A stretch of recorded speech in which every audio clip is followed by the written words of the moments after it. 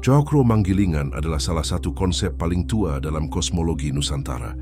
Sebuah gambaran tentang bagaimana kehidupan bergerak melalui putaran, fase, dan siklus. Dalam bahasa Jawa, cokro berarti roda, dan manggilingan berarti berputar tanpa berhenti. Filosofi ini mengajarkan bahwa segala sesuatu di alam semesta, baik yang terlihat maupun tidak, mengikuti arus perputaran yang tidak pernah diam. Alam bergerak, waktu bergerak, nasib bergerak, bahkan jiwa manusia pun ikut dalam arus yang sama. Tidak ada yang sepenuhnya linear, yang ada hanyalah lingkaran besar yang terus mengalir dari satu tahap ke tahap lainnya. Konsep ini tidak sekadar menjelaskan perubahan, tetapi juga keteraturan kosmis. Cokro Manggilingan memandang hidup sebagai alur yang dimulai dari kelahiran, menuju pertumbuhan, mencapai puncak, turun menuju pembelajaran, hingga kembali kepada asal. Setiap manusia melewati fase-fase ini berkali-kali, bukan hanya dalam hidup secara keseluruhan, tetapi juga dalam setiap bab perjalanan kecil yang ia jalani: cinta, rezeki, hubungan, pekerjaan, kesehatan, hingga perjalanan batin. Semua tunduk pada hukum perputaran. Dalam ajaran leluhur, siklus ini dianggap sebagai bagian dari harmoni jagat gede, yaitu alam semesta, dan jagat cilik, yaitu diri manusia. Ketika manusia sejalan dengan putaran itu, hidup terasa ringan, mengalir, dan penuh makna. Namun ketika manusia memaksakan sesuatu melawan arus siklusnya, ia akan mengalami hambatan, rasa sakit, kehilangan, dan kebingungan. Karena itu, memahami Cokro Manggilingan berarti memahami bagaimana hidup bergerak dan kapan saatnya melangkah, diam, memanen, atau melepaskan. Jika kita melihat lebih luas, konsep roda kehidupan ini tidak berdiri sendiri. Ia memiliki kemiripan dengan ajaran dalam agama-agama besar dan kebijaksanaan kuno dunia. Dalam Hindu ia serupa dengan samsara, roda kelahiran dan kematian yang terus berputar.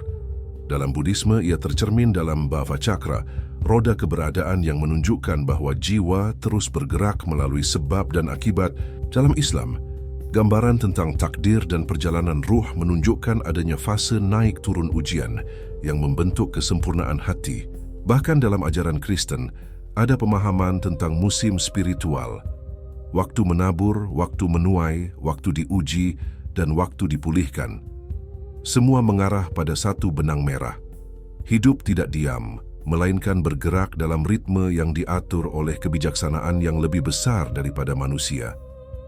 Di era modern, kita sering menganggap hidup sebagai garis lurus menuju tujuan. Padahal leluhur kita telah lama memahami bahwa kehidupan adalah spiral, kembali ke titik yang mirip, tetapi di tingkat kesadaran yang berbeda. Inilah dasar dari Cokro Manggilingan. Memahami bahwa perputaran adalah hukum alam yang menuntun manusia untuk tumbuh, berubah, dan kembali menjadi lebih utuh dari sebelumnya.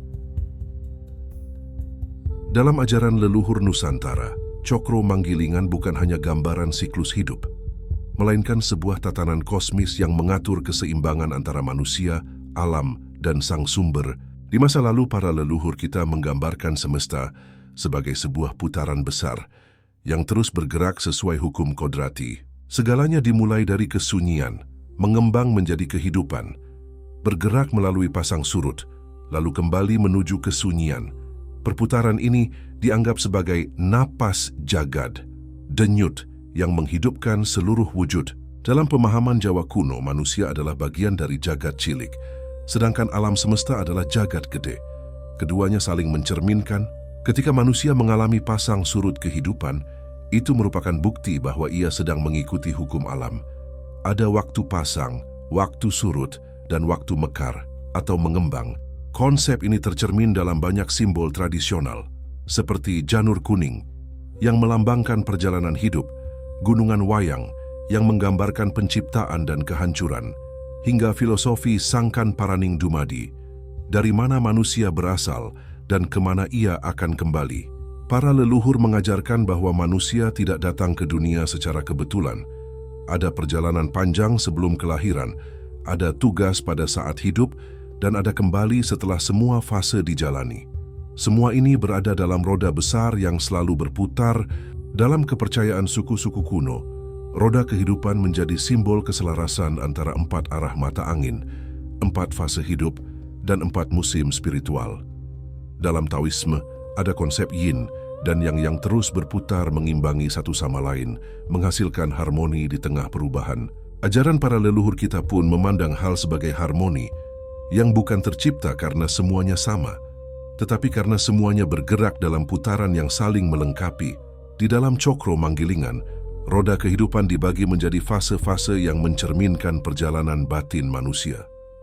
Ada masa ketika seseorang naik menuju puncak keemasan, di mana keberuntungan dan kesempatan datang berturut-turut. Namun ada pula masa penurunan, ketika hidup terasa sepi, sulit, atau penuh ujian. Leluhur kita menyebutnya sebagai masanya tirakat, sebuah fase ketika manusia diajak untuk memperbaiki diri, membersihkan batin, dan belajar melepas apa yang tidak lagi selaras dengan takdirnya. Perputaran ini merupakan proses penyempurnaan. Seperti halnya bulan yang tidak selalu bulat dan sinar matahari yang tidak selalu cerah, hidup manusia juga bergerak melalui siklus yang membawa pertumbuhan. Ketika seseorang memahami ritme ini, ia tidak lagi merasa takut ketika berada di titik rendah, karena ia tahu bahwa roda akan berputar naik kembali. Begitu pula ketika berada di puncak, ia tidak menjadi sombong, karena ia mengerti bahwa puncak bukanlah akhir, melainkan bagian dari perjalanan panjang yang akan terus bergerak. Dalam ajaran leluhur Jawa, Cokro Manggilingan dipahami sebagai roda semesta yang tidak pernah berhenti berputar. Ia bukan sekadar simbol rotasi fisik, tetapi representasi dari hukum siklus yang mengatur segala aspek kehidupan. Dalam filsafat Timur dan Barat, konsep ini ditemukan di banyak tempat.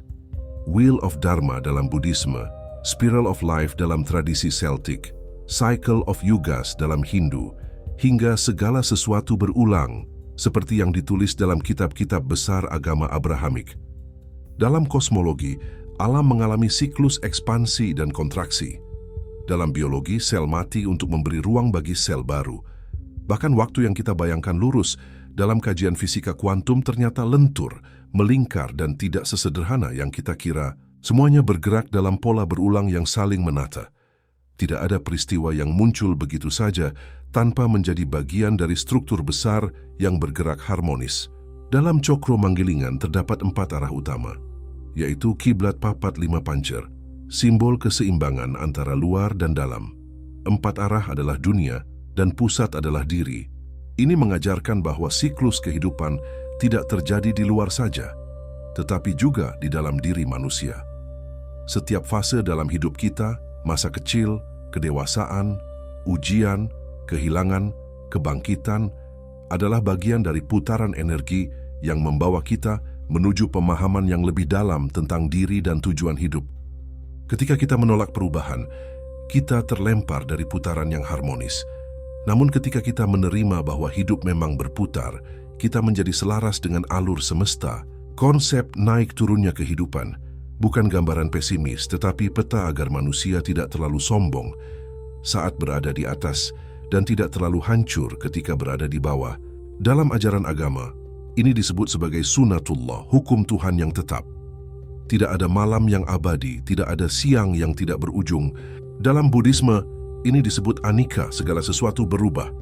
Dalam Hindu, ini disebut samsara, lingkaran kelahiran kembali.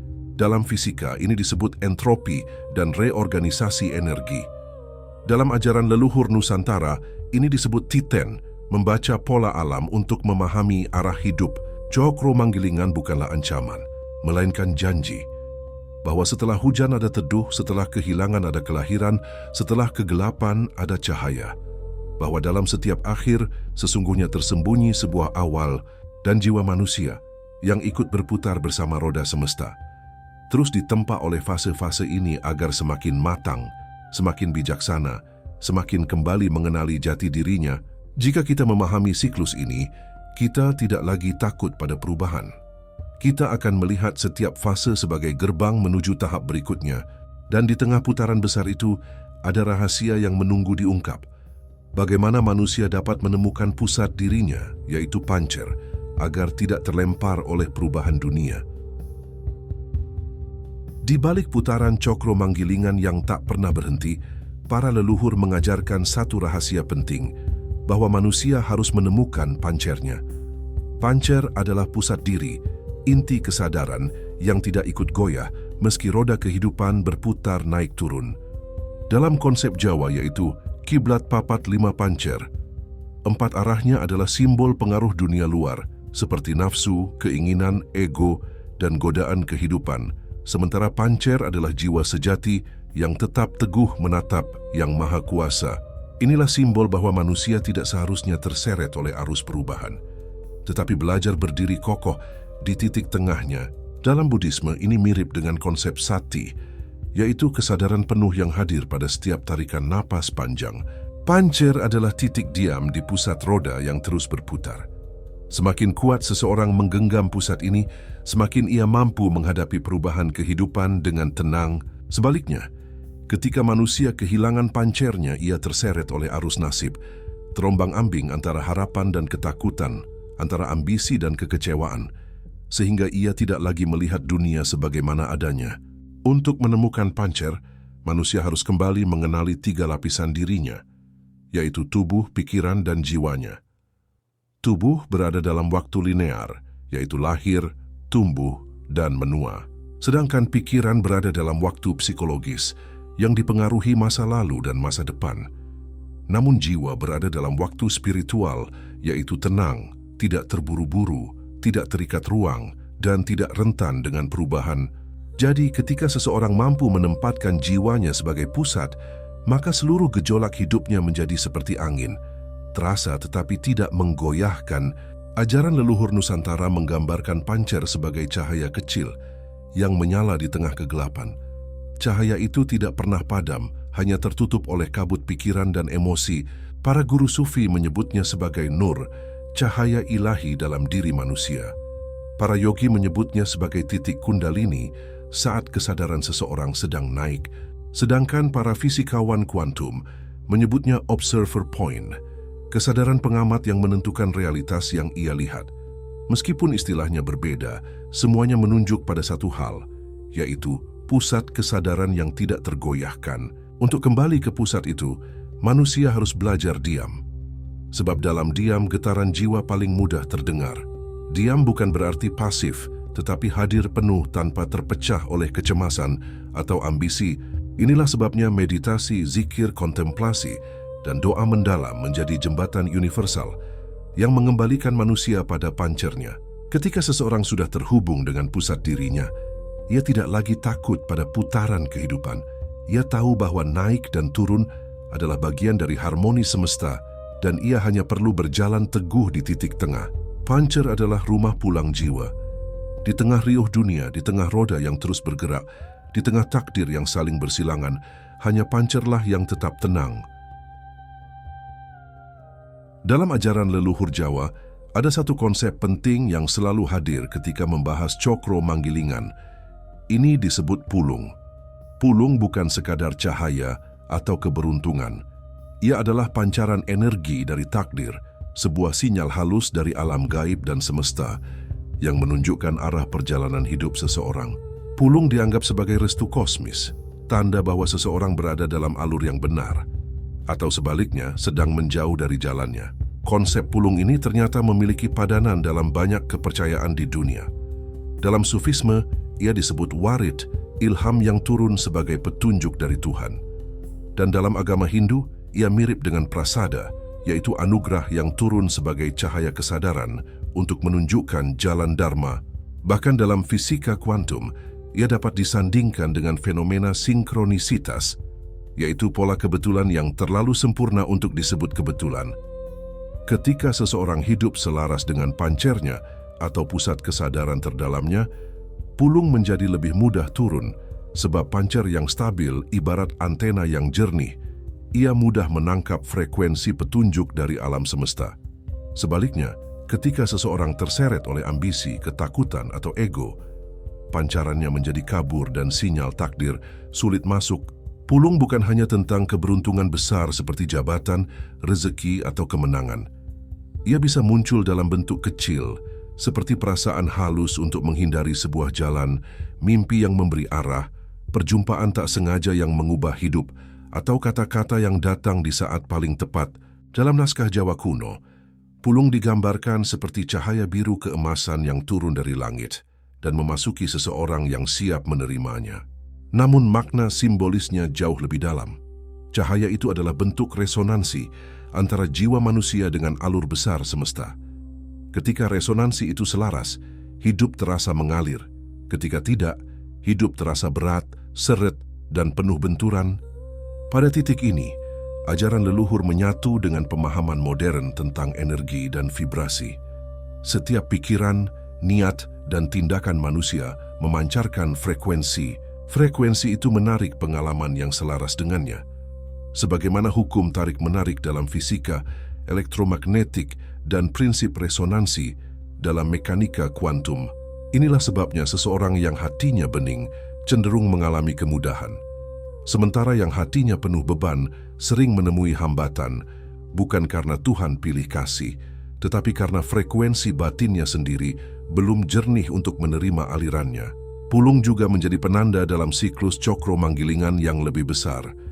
Ketika roda kehidupan manusia berada di fase tua atau momennya naik, pulung memperkuat arah langkah dan mempercepat hasil.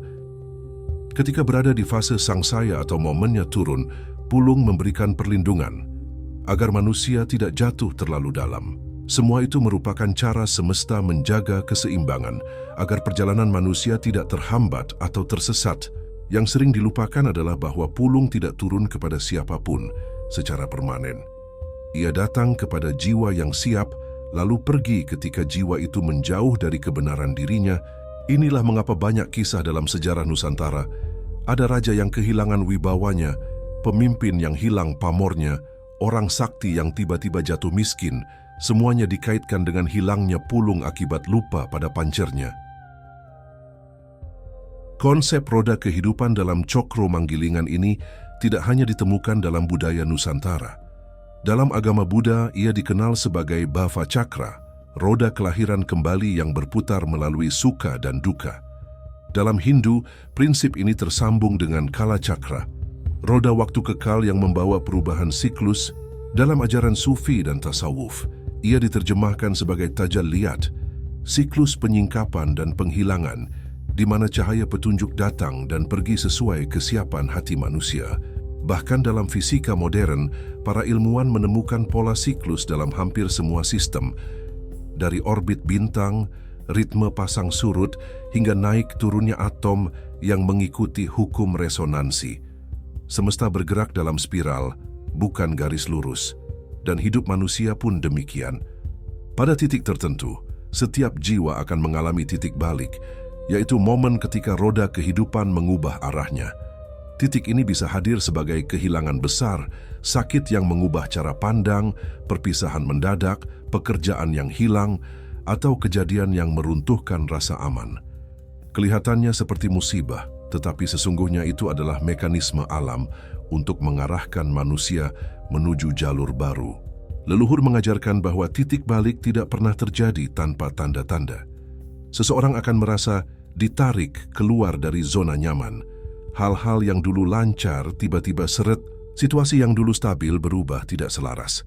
Dalam psikologi modern, ini disebut phase shift, pergeseran struktur kehidupan yang memaksa seseorang naik ke tingkat kesadaran berikutnya. Pada titik inilah manusia sering bertanya, apakah aku sedang dihukum? Padahal sesungguhnya ia sedang dipindahkan. Dipindahkan dari fase lamanya menuju fase baru, dari getaran rendah menuju getaran yang lebih tinggi.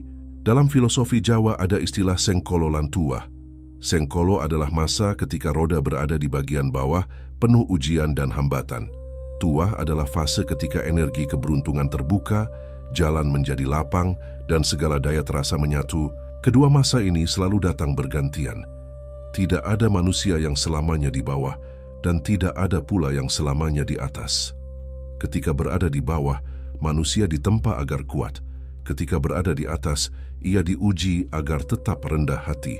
Para leluhur juga mengatakan bahwa ada momen ketika pulung atau energi takdir turun kepada seseorang pada saat roda hidupnya mulai bergerak naik. Itulah masa kebangkitan. Masa ketika banyak hal mulai terhubung seperti puzzle yang saling melengkapi. Keputusan kecil tiba-tiba membawa perubahan besar. Pertemuan sepele berubah menjadi gerbang takdir. Titik balik bukan sesuatu yang harus ditakuti. Ia adalah undangan dari semesta. Undangan untuk tumbuh, bertransformasi, dan kembali selaras dengan pancer diri.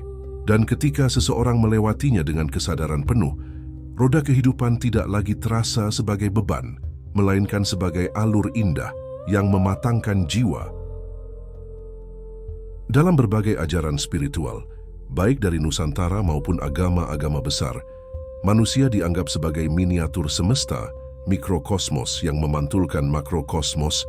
Apapun yang terjadi di alam raya, terjadi pula di dalam diri manusia. Maka ketika cokro manggilingan berputar sebagai hukum universal, roda yang sama juga berputar dalam batin manusia. Perputaran ini hadir melalui naik turunnya emosi, berubahnya pemahaman, munculnya ujian batin hingga perubahan nasib yang seringkali tak terduga. Leluhur Jawa menyebut pusat keseimbangan batin ini sebagai pancer, atau inti diri atau poros jiwa. Jika pancer seseorang kuat, perputaran roda kehidupan tidak akan mudah mengguncangnya. Ibarat roda kereta, pancer adalah poros besinya. Tanpa poros yang teguh, roda akan goyah, patah, atau justru membawa penumpangnya terjun ke jurang. Dalam banyak aliran spiritual, konsep serupa muncul dalam istilah fitrah, atma, inner core, hingga higher self. Semua menunjuk pada satu hal, yaitu titik hening yang merupakan tempat kesadaran sejati tinggal. Keseimbangan ini tidak muncul dengan sendirinya. Ia berkembang melalui latihan batin, kesabaran dan pengamatan terhadap diri sendiri. Dalam Islam, ini sejalan dengan tazkiyatun nafs, penyucian jiwa melalui pengendalian hawa nafsu. Dalam Buddhisme, ia merupakan buah dari meditasi yang memperhalus kesadaran hingga seseorang dapat mengamati naik turunnya pikiran tanpa terhanyut. Dalam tradisi Hindu, keseimbangan dicapai melalui yoga citta vritti nirodha, mengendalikan gelombang pikiran agar kembali pada kejernihan. Semua ini beresonansi dengan ajaran leluhur Jawa tentang eling lan waspodo, selalu ingat jati diri dan waspada terhadap godaan batin. Jika ditelusuri melalui sudut pandang fisika kuantum, keseimbangan batin dapat dipahami sebagai kemampuan mempertahankan pola gelombang yang stabil. Setiap pikiran dan perasaan adalah getaran. Ketika manusia berada dalam ketenangan, gelombang yang dipancarkan tubuh dan pikirannya menjadi lebih rapi, teratur, dan selaras. Kondisi ini mempengaruhi realitas di sekelilingnya, menarik kejadian, orang, dan peluang yang sefrekuensi. Inilah sebabnya ketika seseorang sudah selaras, jalan hidupnya terasa lebih mengalir. Sebaliknya, jika seseorang dikuasai kemarahan, kecemasan, atau keputusasaan, gelombang batinnya menjadi kacau. Dalam keadaan ini, ia sulit melihat solusi karena persepsinya tertutup oleh badai emosi. Roda kehidupan pun terasa berat, seakan selalu membawa ke arah yang salah. Padahal yang terjadi adalah dirinya tidak berada di tengah putaran, tetapi terseret ke sisi luar roda, tempat gejolak terasa paling kuat. Leluhur sering mengatakan, sabar iku tinggal sak nyawane. Sabar adalah sisa nyawa manusia, karena hanya kesabaranlah yang membuat seseorang tetap berada di pusat dirinya ketika badai datang. Keseimbangan juga menuntut manusia untuk memahami polanya sendiri. Beberapa orang mengalami putaran hidup cepat, penuh perubahan dalam waktu singkat, yang lain bergerak lambat dan stabil. Ajaran Jawa menyebut ini sebagai watak lan kodrat, kecenderungan bawaan yang membentuk pola putaran individu. Di dalam astrologi, konsep ini muncul sebagai siklus planet yang mempengaruhi ritme kehidupan. Dalam sains, ritme ini dikenal sebagai biorhythm atau pola periodik yang mengatur energi fisik, emosi, dan intelektual manusia. Ketika kesadaran seseorang berkembang dan ia mampu melihat pola-pola itu, ia tidak lagi takut pada perubahan. Ia dapat merasakan kapan hidupnya memasuki fase turun, dan ia menyiapkan diri untuk belajar serta memperkuat pondasi. Ia juga dapat merasakan kapan fase naik akan tiba, dan ia mempercepat langkah, bersiap menyambut peluang yang muncul. Keseimbangan bukan berarti hidup tanpa gejolak, melainkan mampu tetap tegak di tengah gejolak. Dengan memahami cara cokro manggilingan bekerja, ini mengajak manusia untuk menemukan pusat dirinya, menyambungkan kembali hati dengan kesadaran yang lebih luas. Setiap putaran cokro manggilingan membawa manusia menuju satu titik. yaitu titik temu takdir, momen ketika semua perjalanan, luka, pelajaran, dan perubahan yang pernah dilewati tersusun menjadi sebuah pemahaman utuh. Dalam ajaran leluhur Jawa, titik ini disebut wewayanganing urip, yaitu bayangan sejati kehidupan, saat seseorang akhirnya melihat mengapa semua terjadi sebagaimana terjadinya. Dalam tradisi Buddha, titik ini adalah momen prajna. Ketika kebijaksanaan melampaui logika, ia muncul dari dalam kesadaran terdalam. Di Hindu, ia digambarkan sebagai darshana, melihat kebenaran dengan mata batin, bukan hanya mata lahir. Pada titik ini manusia mulai menyadari bahwa takdir bukanlah garis lurus, melainkan spiral yang membawanya kembali pada pelajaran yang sama. Namun, dengan tingkat pemahaman yang lebih tinggi, spiral ini adalah bentuk lain dari roda kehidupan yang tidak hanya berulang, tetapi berkembang. Bagi leluhur Nusantara, puncak spiral ini disebut Manjing Kawula Gusti. Penyatuan antara kehendak manusia dan kehendak Tuhan. Bukan berarti manusia hilang, tetapi ia tidak lagi menolak alur hidupnya. Ia mengalir tanpa pasrah buta, tetapi bergerak tanpa melawan, namun memahami bahwa hidup tidak pernah ingin menyakitinya, melainkan membentuknya. Ketika seseorang sudah sampai titik ini, hidup terasa lebih ringan. Bukan karena tidak ada rintangan, tetapi karena ia tahu cara menari bersama takdir. Fisika kuantum memberi gambaran menarik mengenai ini. Ketika kesadaran seseorang berada dalam frekuensi yang teratur dan stabil, realitas di sekelilingnya menyesuaikan. Pola kebetulan aneh, pertemuan tepat waktu, peluang yang muncul seakan dari udara kosong, semua ini bukan keajaiban semata, melainkan resonansi antara gelombang batin dan jaringan energi alam raya. Titik temu takdir, dalam bahasa sains, adalah sinkronisasi gelombang antara diri dan semesta. Pada fase ini, manusia sering mengalami pengalaman batin yang dalam, seperti rasa damai yang tidak bergantung pada keadaan luar, kejernihan pikiran bahkan di tengah kekacauan, dan kemampuan melihat makna besar di balik kejadian-kejadian kecil. Inilah yang oleh leluhur disebut wening, keheningan yang bertenaga. Di dalam wening, seseorang tidak lagi dikuasai oleh masa lalu atau kecemasan masa depan. Ia berada tepat di tengah putaran, di poros roda, tempat badai tak dapat menyentuhnya. Setiap putaran dianggap sebagai bagian dari penyempurnaan. Saat berada di atas, ia bersyukur. Saat berada di bawah, ia menunduk dan belajar. Ia tahu bahwa semuanya bersifat sementara, tetapi setiap pengalaman meninggalkan jejak yang memperluas jiwanya. Inilah kematangan spiritual sejati, yaitu menerima bahwa hidup tidak selalu bisa dikendalikan, namun selalu dapat dipahami.